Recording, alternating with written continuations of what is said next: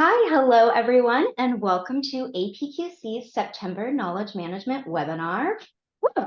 Thank you so much for joining us today as we showcase our Excellence in KM program.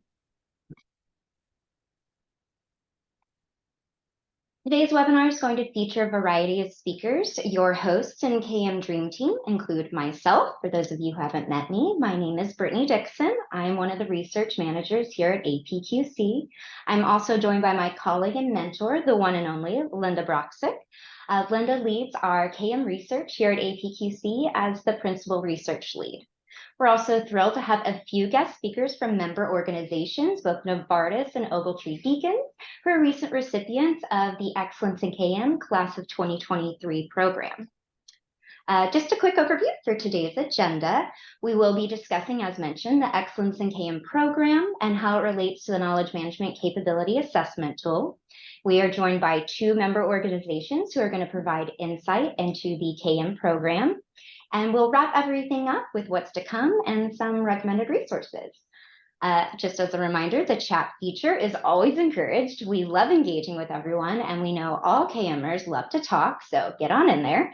Additionally, the Q&A feature will also be enabled, so feel free to ask your questions. As one more reminder, the webinar will be recorded today and published in the resource library along with a slide deck. And for those of you who joined us today or who registered but weren't able to attend, you will also receive a follow-up copy of both via email within the next 2 days. So a little background about the Excellence in KM program. It started in 2019. So now we are on our 5th year, and the program was really created to recognize organizations that excel in KM across 4 areas. So we have strategy, people, process, content, and IT. The Knowledge Management Capability Assessment Tool, try to say that one 3 times fast, as we refer to the KM CAT, much easier, rolls off the tongue better, is what organizations use to measure and evaluate those KM capabilities. The assessment tool is a member benefit, but is also available to the public for a fee. To qualify for the Excellence in KM status, your organization must score at least a level 3 in maturity or above at either a business unit or at an enterprise level. Additionally, recipients are asked to commit to at least one knowledge sharing activity with APQC. That can be a webinar, podcast, white paper, write-up, you name it. We really want our members to be able to benefit from their insights and experiences. And if you're interested in reading anything about the past recipients, those can be found in the resource library by searching Excellence in KM. And with that, Linda has some additional information about our maturity levels and assessments before we pass it off to our guest speakers. Sure. Thank you, Brittany. Roll, Linda. Yeah, I got it. Thank you, Brittany. And welcome, everybody. I'm really happy to be here. And I thought before we let our member presenters give an overview of their programs, it might be helpful if you're not familiar with what we mean when we say knowledge management maturity, that we give you just a tad bit of information, maybe make it a little bit more easier to understand as we go through today's program. So the knowledge management maturity framework that you see in front of you was developed in 2010 by APQC along with partnership with some experts and member organizations. And it's really there to help organizations understand the status of their KM programs, right? Identify those gaps, look for those areas of opportunity, and also really create a nice communication mechanism to help the rest of the business leaders and others in the organization understand the alignment between KM and the activities that are taking place. So with that being said, the assessment tool that Brittany just mentioned follows right along with those levels that you just saw. And it's the tool itself is a diagnostic tool that's broken down into those 4 categories that you see here: strategy, people, process, and content and IT. And then what it does is ask you a series of questions, ask you to provide some evidence based on all of these capabilities within knowledge management. And then it will help you see at what level you are actually operating your current program. And again, help you look at those gaps and opportunities for the future. So just one final thing. What does it really mean? Why would you do this? What's the impact of assessing your organization? Well, as you can see, we've done some research on this and found that those companies who actually do regularly assess their KM programs, they have a much stronger likelihood of achieving those significant advances in their program, reaching the levels of maturity, reaching the consistencies and the capabilities that they're really trying to achieve within their programs. So the research is telling us this, and you're going to hear it from the members today as well about how it's benefited them in their organizations. So before we kick it off to our members today, as you know, we love polls here at APQC. So we're going to start with a simple poll just to get an understanding of those of you in the audience today. How familiar are you with this process and this tool? It just helps us and our speakers really understand at what level each of you are and how we can help answer those questions. So go ahead and take a second here.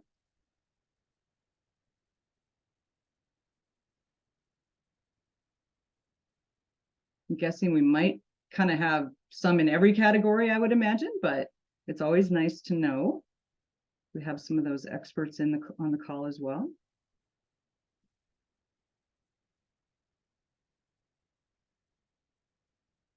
And I can't see the results. So yeah, there we go. Maybe we can pop. I can't see them personally. Oh, there we go. I just have to be patient. So we do, yeah, I know, sorry, not my strong suit, but we do have we have a mix here. So we have a lot of people who really are not familiar with it at all, or they just have some familiarity. And we have about 30% that are at least somewhat, they've conducted it or they're very familiar with it. So we have kind of a third, and a third going on here. So that just helps us. Thank you for answering the question. At the end, we'll have another final poll for you. But for now, I think you all want to hear from our guest speakers today. So I think I hit advance. There we go. Brittany, you're on mute. I'm on mute. There you go. Yeah. All right. So first up, we're joined by the head of knowledge management at Novartis, Stefano, and knowledge management team lead, Joseph. Just a reminder, post questions in the chat or in the Q&A feature, and I'm going to hand it over to you guys.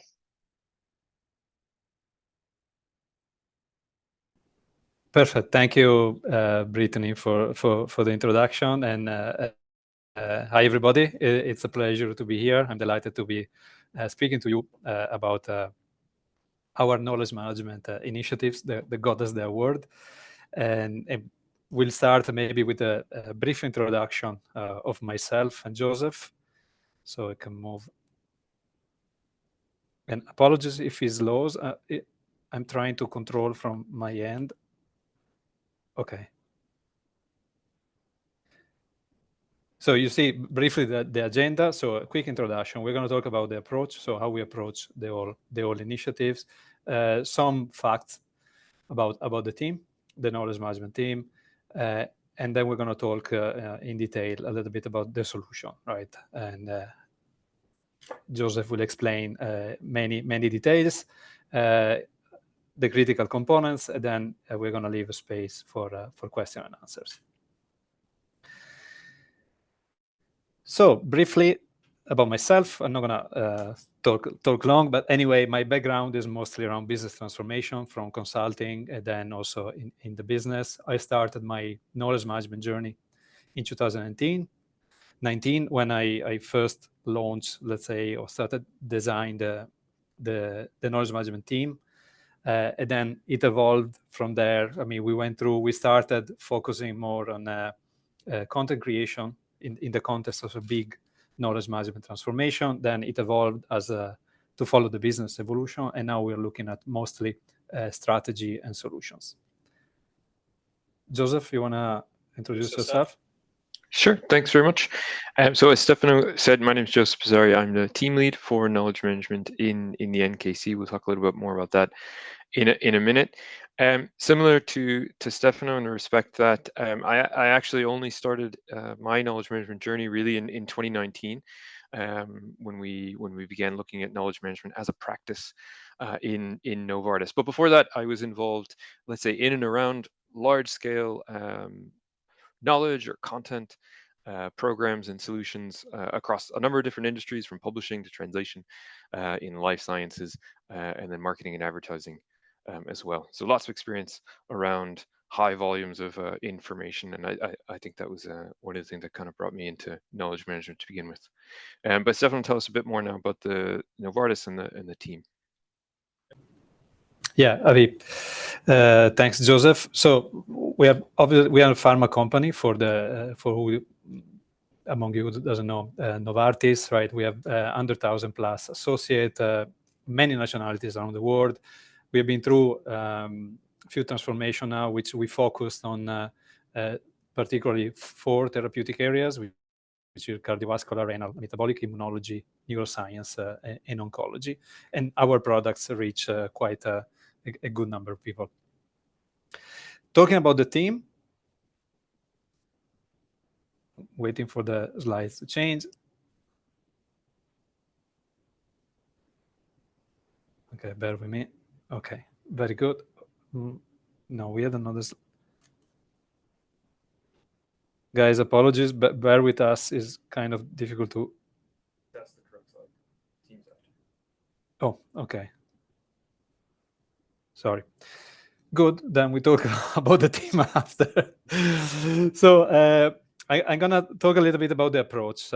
Because we call what we do, we like to refer it as transformational knowledge management, right? So it's transformational because we take an holistic look at the business problem that we are trying to solve, and we apply a lens of people, process, technology, culture. It's very important. We work. I start with how we work, right? So our approach is very practical approach. So we start from a problem that we want to solve. So we talk with the business. We try to understand either the need or the problem, right? So this is a very important phase.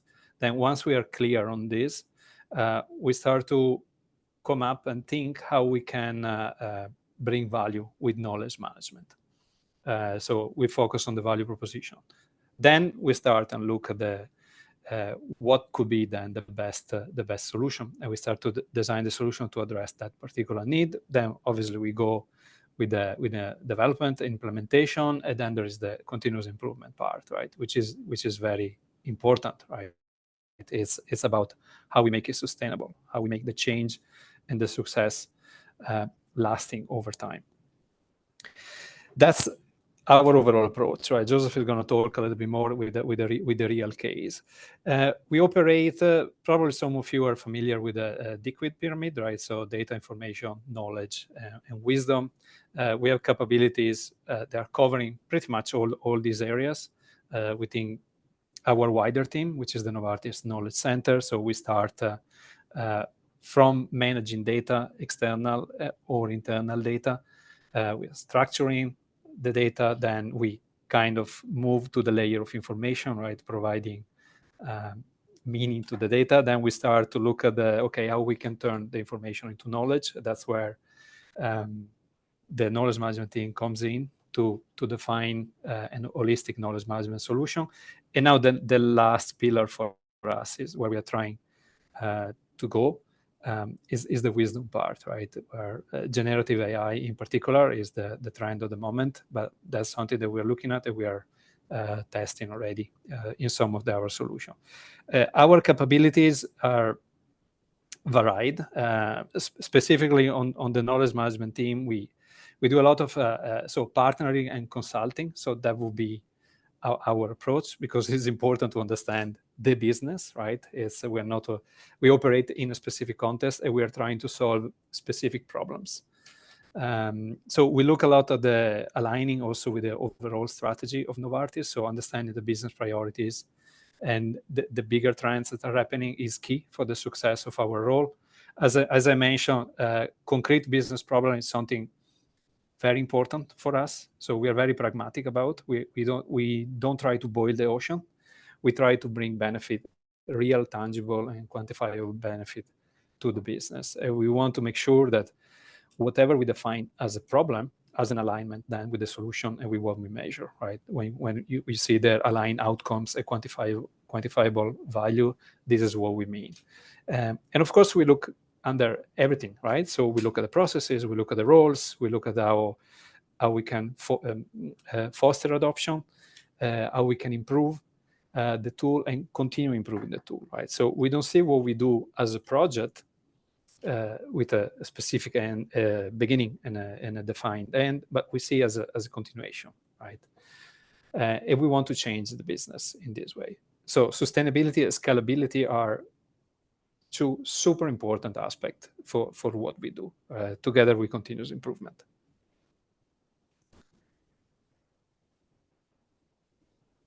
I'm trying again. And now I think we go. Now, briefly, the team, as I mentioned, we are the knowledge management team is part of the Novartis Knowledge Center, where we have many other capabilities, also around taxonomies, data analysis, and librarianship.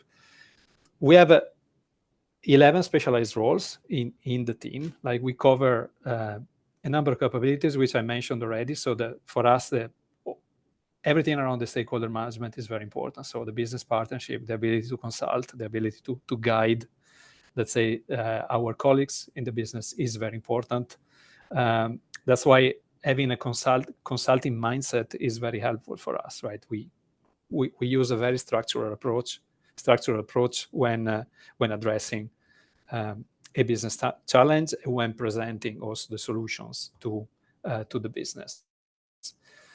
We have adoption and change management are very important. It's a very important capability that we have, and we're actually trying to develop further, because it's all about the end user. So that's our starting point, right? We need to have people using the solutions that we put in. If they're not used, then it's a waste of time, right? So it's very important to get these to work, to get their feedback, to understand what else we can do better. I mentioned already the librarian capabilities and content management in terms of understanding the life cycle. We have obviously some IT capabilities, technical capabilities as well, and we do a lot of vendor management, right? Sometimes we manage a third party. So we act as a product manager. We are spread across various centers, so mostly Ireland, UK, and India. We try to enforce a complementary capability model, so we don't want to duplicate, but we are trying to use the strength of each team in terms of the talent availability. So in Ireland, we find mostly capabilities around the strategy and solution design. In UK, similar, but around the implementation, adoption, change management. And in India, it's actually the delivery and the continuous improvement.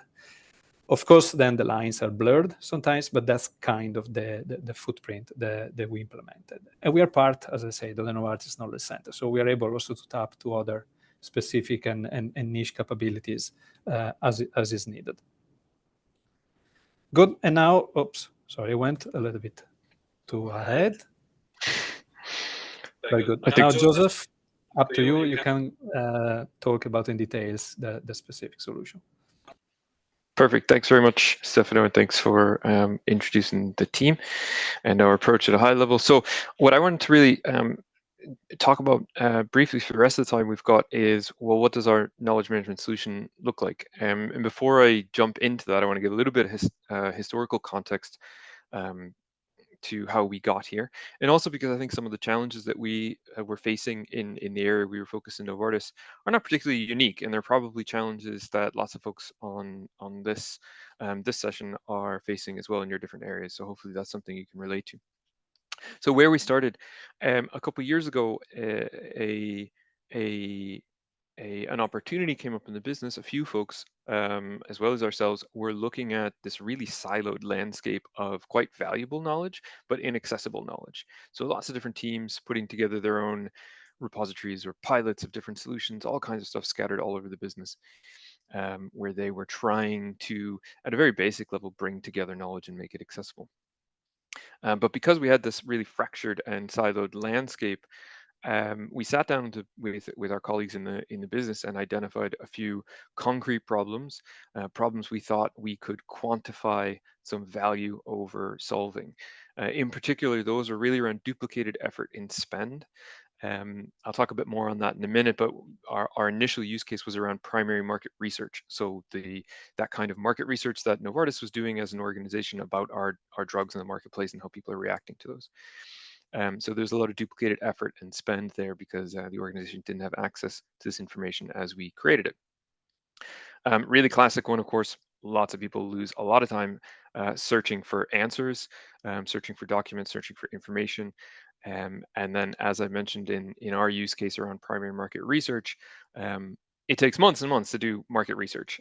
So when you have to start from scratch every time, you're losing months and months of time to carry out that whole research cycle. So we were looking to speed up that research cycle. And of course, as Stefano alluded to, we've been through a number of let's say, or organizational changes in Novartis. And every time we have one of these large changes, there's a massive risk to knowledge loss or knowledge continuity. So those are kind of the three main value propositions that we wanted to address via knowledge management for the business here. So basically, in summary, we knew we had knowledge, right? But we didn't have knowledge management. So what does that solution look like? Our solution is called Sherlock. That's what we call it internally. And really what we were trying to do here is capture and centralize all of that relevant information and knowledge. Again, our use case started with primary market research, although that's currently expanding. So we wanted to centralize all of that to make it easy to find, use, and reuse by the business. And we wanted to do this, of course, in a sustainable and scalable kind of way. So that holistic knowledge management approach that Stefano mentioned, where we're looking through those different lenses of people, process, technology, content, culture, as we design the solution, was really important to us and to our colleagues in the business. So I don't have any fancy pictures of it, but essentially, from a tool perspective, Sherlock essentially is a repository, a platform built on top of a vendor technology from a vendor called MarketLogic that we've been working with for a while now, where all that information is being centralized, some of it manually by people who create that knowledge in the first place in the organization, some of it through APIs or feeds from external sources or other repositories we have throughout the business, throughout Novartis. So from a technology perspective, that's what we're doing, and that's enabling us to do things like build a foundation for a lot of our Gen AI applications on top of this knowledge. We're piloting those right now. There's a couple of them live already, but also to do, I say basic, it's not that basic, but to do, let's say, personalization of that knowledge, right, that we've got in there. So it's not just finding a repository of documents, but it's finding the documents that are relevant to you in your role in the work that you're doing, which is obviously a big help to our associates. I mentioned the technology first because it's the part that everybody wants to talk about, but for the rest of this presentation, I'm mostly going to talk about not the technology. So to stand up the solution, we were very focused on things like the governance, the roles and responsibilities, getting commitment from different folks in the business to be accountable for their knowledge so that we could maintain it and sustain it. Of course, we did a lot of process design as well. Process design, not just around the solution, but also the ecosystem that the solution sits in. So we changed a lot of the Novartis business processes to improve that knowledge flow. One of the other things we did here, Stefano mentioned, was adoption and change management. So we've invested in upskilling within our team around behavioral science is a big area that we're learning about. So to understand how our associates react to change and how we can proposition or propose that change to them in a way that makes it a little more digestible. We're also leveraging things, of course, like this whole session now for external validation, like the APQC assessment. That really helped to get that sort of external voice on what we were doing, and that opened a few doors for us internally. I'm going to move quickly because I'm conscious of the time. So what were we driving with that? What's the output and the impact with our solution? Again, the initial use case was on PMR, primary market research. By centralizing that, we were able to work with our procurement colleagues and quantify an impact of around $20 million in productivity gains through the reuse and the reduced duplication of that effort. So by centralizing it all, we no longer had, the left hand not knowing what the right hand was doing. Everyone knew what we were doing, and we could reuse that PMR, that primary market research, instead of recreating it. We've centralized about 120 million worth of research. Primary market research in pharma is expensive, so this was definitely worth doing. Also, by let's say, simplifying that landscape, we were able to achieve around $500,000 in what we call total cost of ownership savings, right? So we got rid of a few other repositories. We simplified a few people's jobs who were maybe managing those repositories as a second hat, and made that a bit easier for them. So that's kind of the solution in a nutshell. And there's a lot that I want to talk about in terms of how we do that, what goes into it. But really, I'm going to go through maybe 3 things very quickly, in case any of this is relevant for you folks or resonates with you maybe. Knowledge management framework is one of the critical components behind our solution. This is something I'm sure many of you have seen in one form or another. It's not really anything radical, but it is important and it is helpful. So we look at that sort of knowledge flow, and we sit down and we do this with the business, with our colleagues as well, through design thinking sessions or voice of customer activities.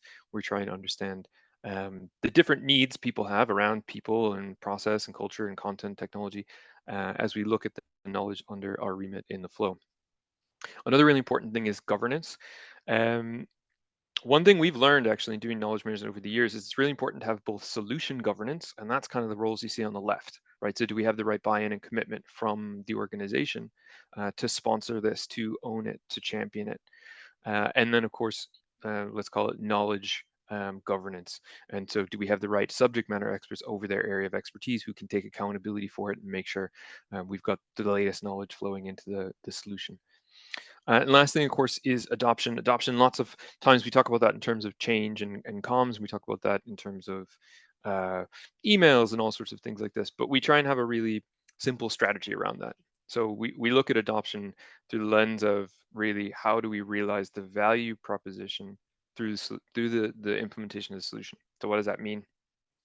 We want to make sure from the beginning that we're addressing an actual business need. So pain points that people suffer from. They're going to listen a lot more if we're going to explain how to make their jobs easier, or the business, how they're going to be able to make savings or productivity gains. So make sure we've got clear problems, clear benefits, and clear value attached to that. That's when we start to look at, okay, if you just stay back on that one just a second, so just what that strategy is in terms of, could you just go back to the previous slide? I think you're just a little quick. Oops. There we go. Thanks very much.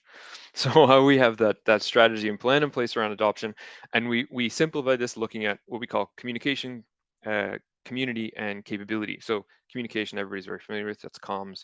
Are we targeting the right audiences with the right messages around the change that we're doing with knowledge management? Communities of practice are a big part of what we do. Also things like change networks, champion networks, and then capability is all the training. So who needs to know what to be able to engage better with the solution we're putting in place? And then the last thing, which I think is a little bit, it's quite powerful actually, and a little bit different than maybe what some other folks are doing that we've spoken with, is can we remove those roadblocks by changing the ecosystem? So can we get knowledge management reprioritized within the organization, or within the particular business unit or the teams? Can we change processes? We worked with procurement, for example, to have contracts of suppliers of PMR changed. So to require them to feed their knowledge into our system in a certain way. So that took a big lift off of our associates in the business. And then of course, people, right? Can we get the right folks talking about this in the right way, so that they can commit and drive it in their own teams, and really help it stick? So that was kind of a lightning review. There's loads I'd love to talk about here if we had more time. But just to end and then open up some questions, maybe really how we break this down in terms of the big lessons learned we've found in this implementation would really be across these areas around business sponsorship, ownership, and accountability. That doesn't come easy, and there's a lot of work we had to put into to get that in the right place. Knowledge management as a journey, not a project or a tool. Project meaning this isn't something we start at the beginning of the month and we finish up at the end of the month. This will go on forever. It's a transformation. It's a new way of working. And really to try and avoid that perception of knowledge management as a tool. Yes, the tool is important, but that's not the whole picture. And then really, as I was just talking about there, the getting that value through changing the business ecosystem and the culture. That's the key part of the transformation, I think, getting people using that knowledge in their work and having an impact, a measurable impact on the organization. Thanks, Joseph. And maybe just to close quickly, right? So the lesson learned that you see are applicable pretty much to every single KM solutions that we are running, right? We could talk loads about this. I guess our main add value, right? And I think is the last part, right? Is the changing the ecosystem, is the transformation part. The challenges, yes, we're going to always have challenges in terms of business sponsorship, ownership, commitment, right? So we got to work through, but that's a real challenge in any case. And the sustainability piece, a lot to see knowledge management as something that you do as a tool, as something that has a go live, and that's it.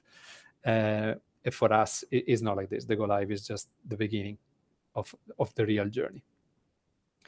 I think with that, we finished our presentation. I believe there is some question, or not. Do we have time for questions?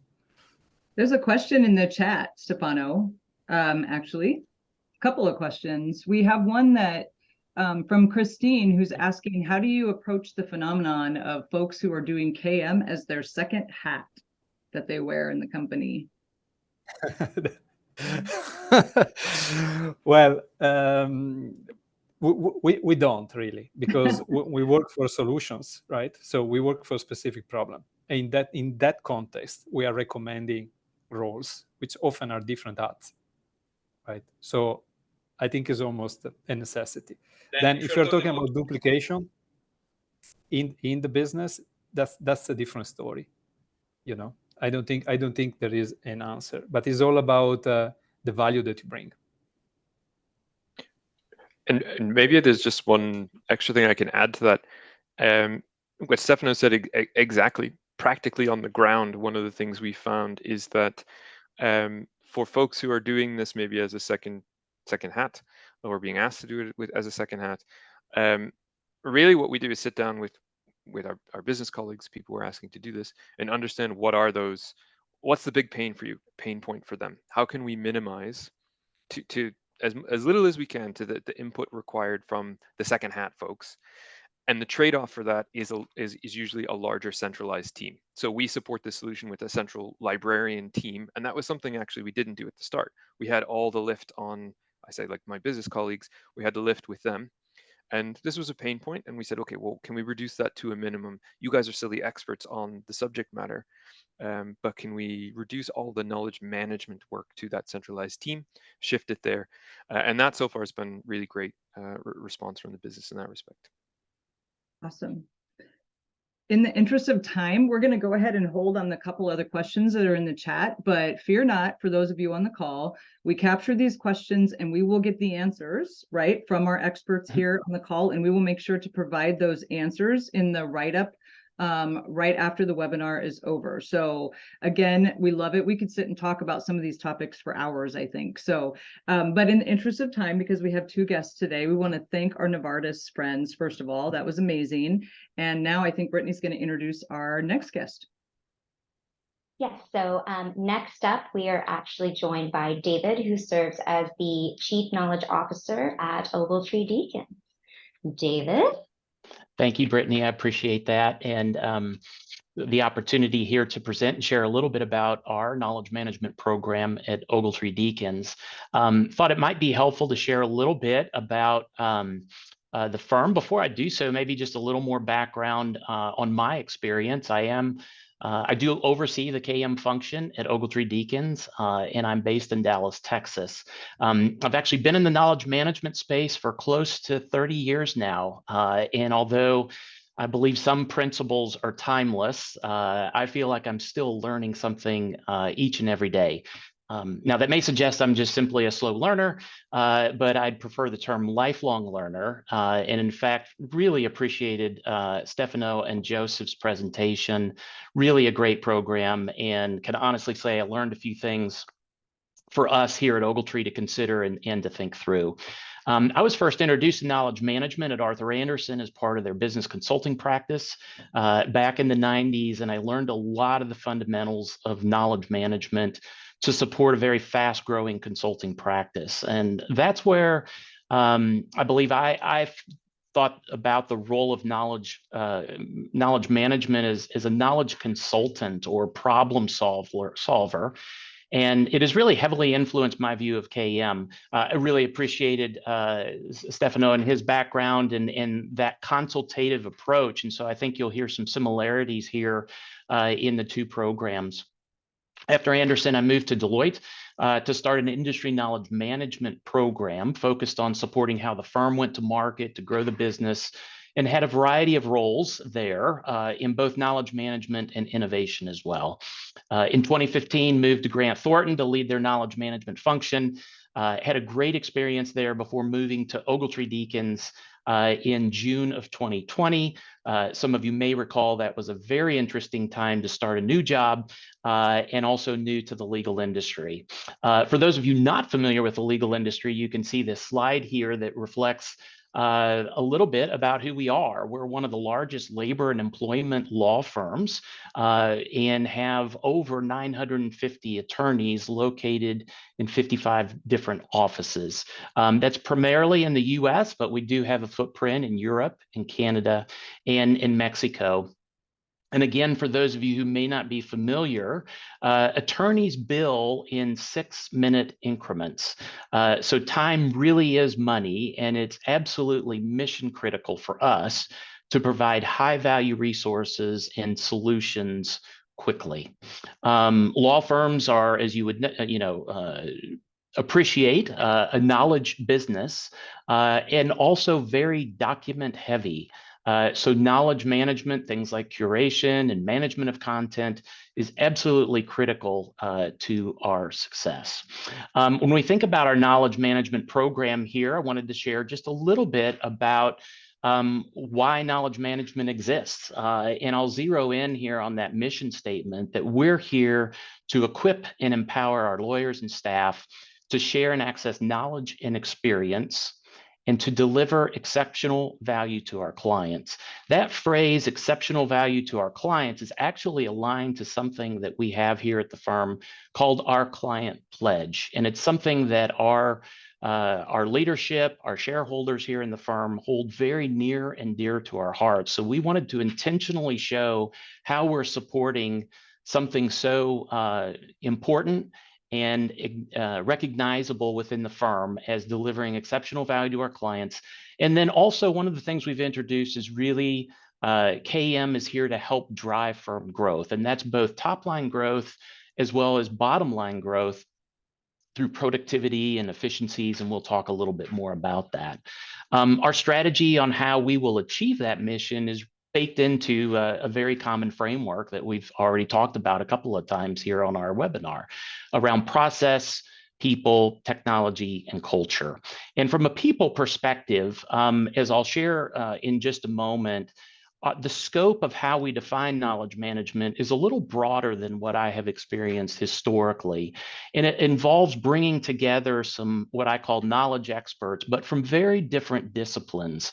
And what we've learned as part of that is the ability for that to bring together that diversity of thought, that diversity of experience and capability to solve a problem, as Stefano said, that they focus on, and to make sure that we're supporting the strategic priorities of the firm always seems to result in a better solution and a better answer. From a process perspective, we're very focused on how we can do those, be very agile in the way we handle our processes, very transparent, and as much as we can be data-driven. From a technology perspective, we love to embrace the advanced technologies, and this is a temptation for me personally, not to get too enamored by just the latest shiny object, but to make sure that we're using those technologies where it helps our people to either work smarter, faster, or with a higher quality.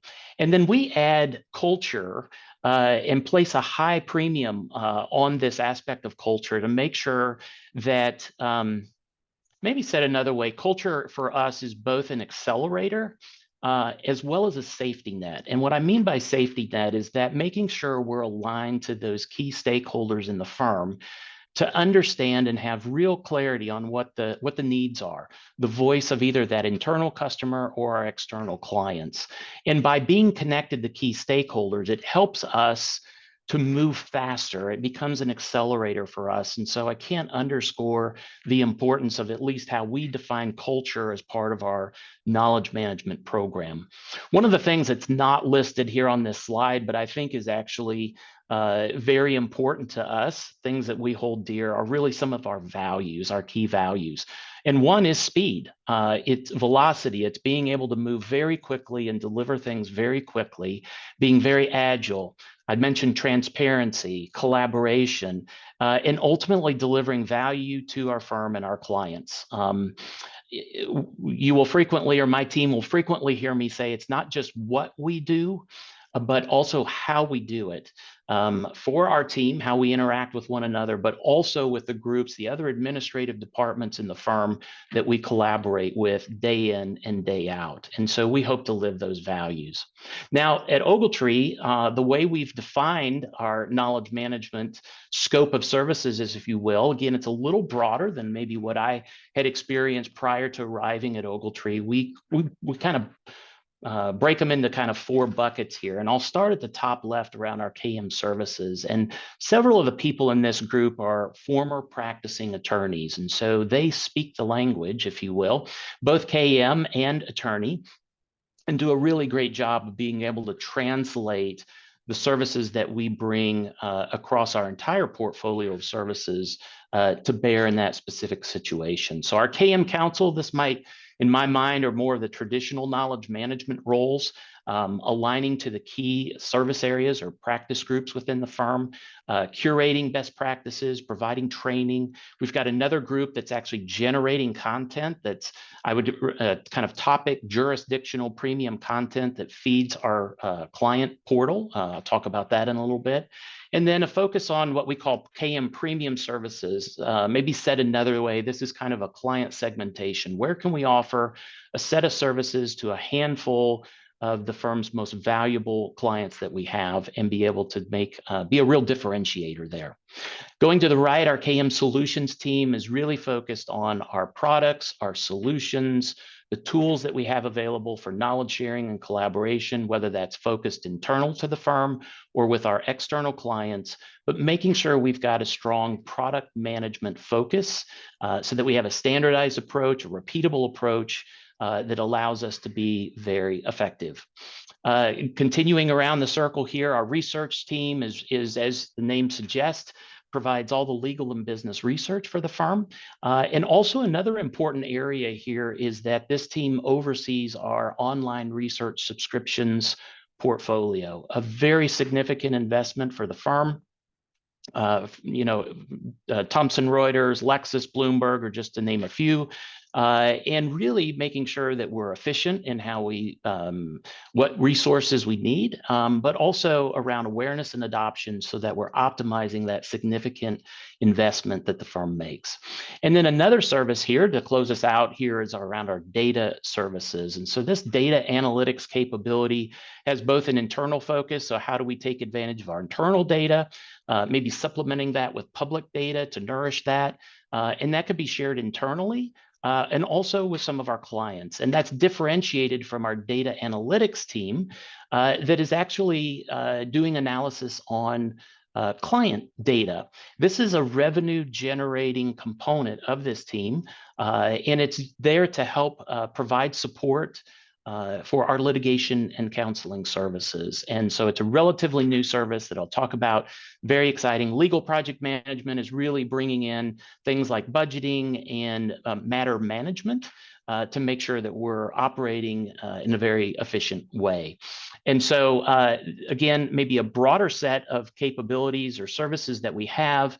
And just to give a snapshot here, when you add all of those up, it ends up being a pretty good sized team, of which you'll note 70% roughly have been here less than 2 years, and really bringing some diverse experience and backgrounds that I talked about earlier. Much of this is because we're adding new services and capabilities. I mentioned the data analytics, our content counsel. We've set up a nearshoring, if you will, capability in Belfast that is supporting many aspects of the team. And then also some of that premium services capability, some of the client segmentation that I mentioned just a little bit earlier. One thing on that slide that I may have passed by a little too quick is that 46% of the people on our team are actually timekeepers. That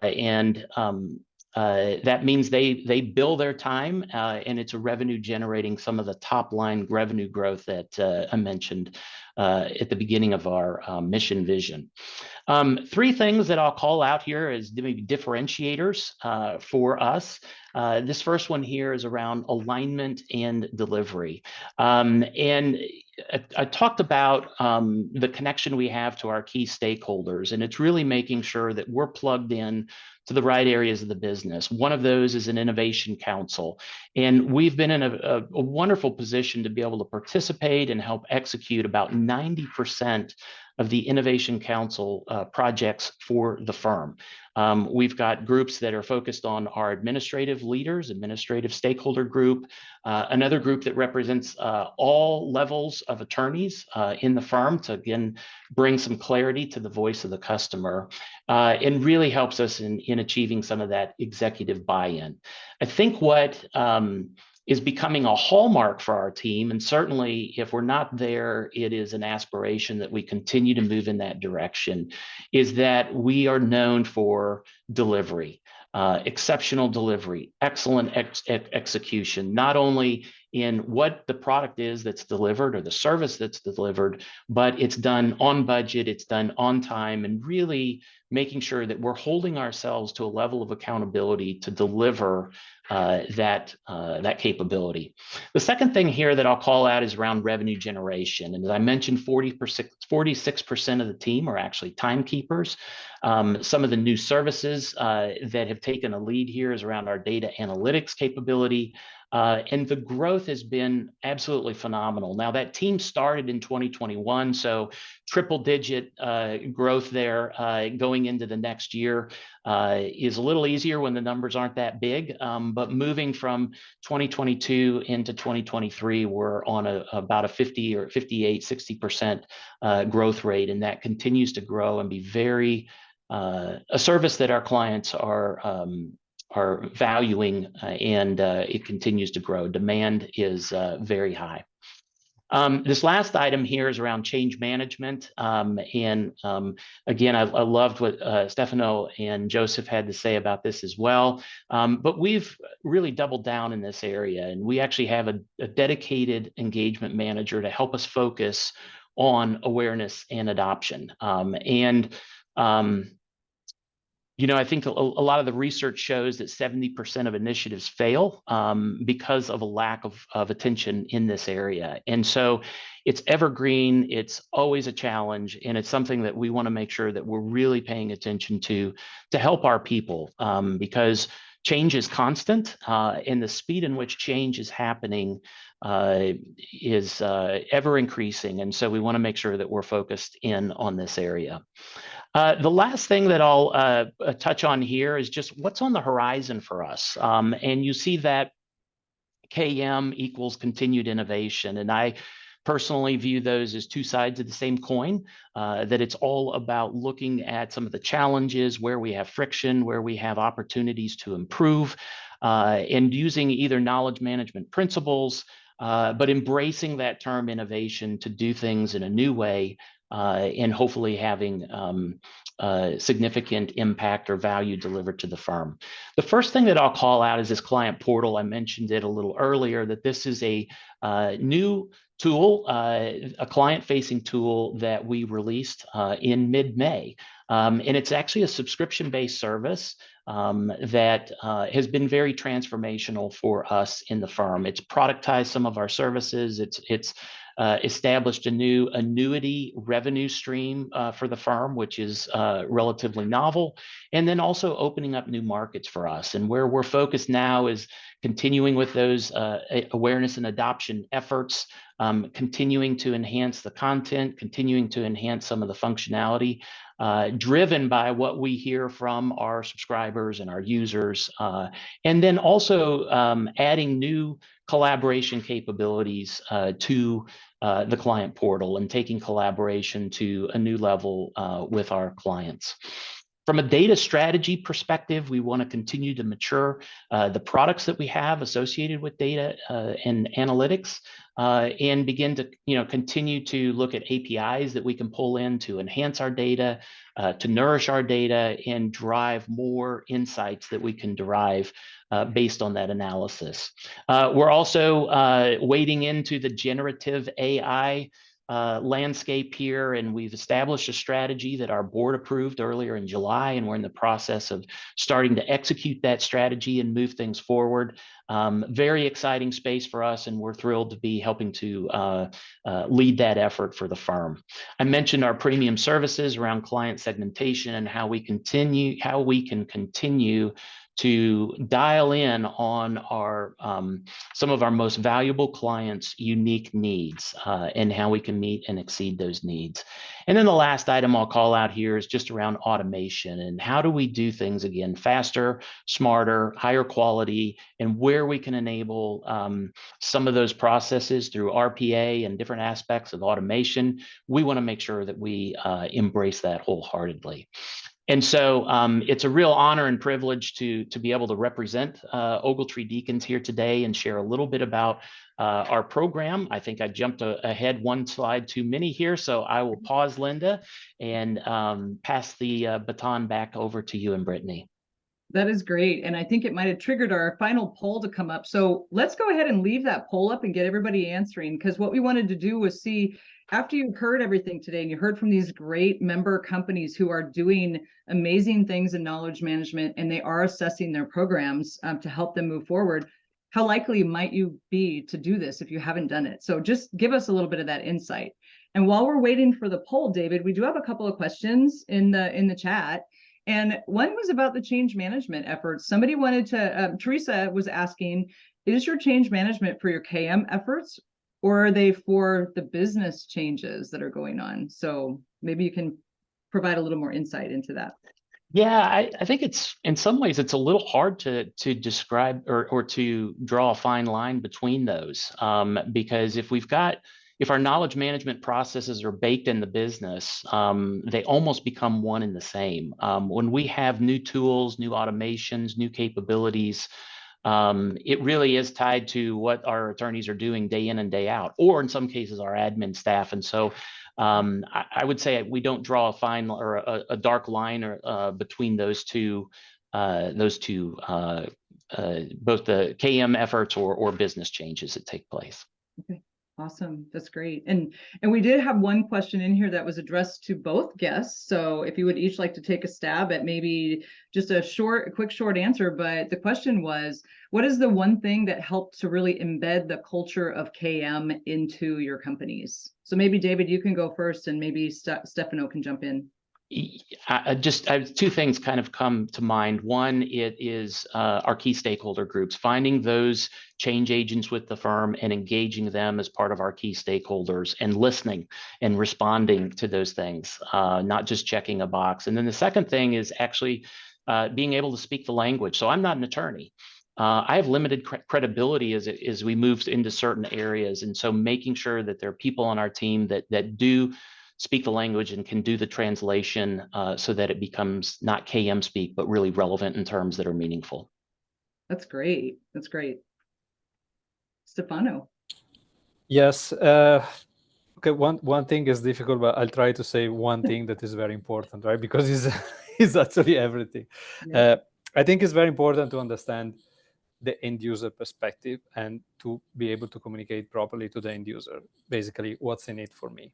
Right, so that's the key question that everybody wants to hear when going through change management. So the wider answer, well, is really change management, right? That's what helps in embedding a culture, but it's starting from end user, right? Not from the tool. Yeah. So it's not about the features of the tool. I'm saying this because in a lot of conversations around KM is about what the tool can do. Mm-hmm. It's not about this. It's about how it's going to be used. It's about understanding who is going to use the tool. It's basically, so what's the use case, right? So what's the benefit for the people using that tool, that solution? Let's call it solution because it's more than a tool. It's really this. It's really focusing on this and understanding this at all levels, right? So when you design the solution, you design for the end user. You don't design because you want to. It's like maybe IT people in the call don't don't hate me for this. It's like an IT approach versus a business approach, right? Mhm. So it's not about making the tool go live. Yeah. That's No, it's not perfect. it. And you both just made the case that we love to hear at APQC, and that is that knowledge management is first and foremost a people business.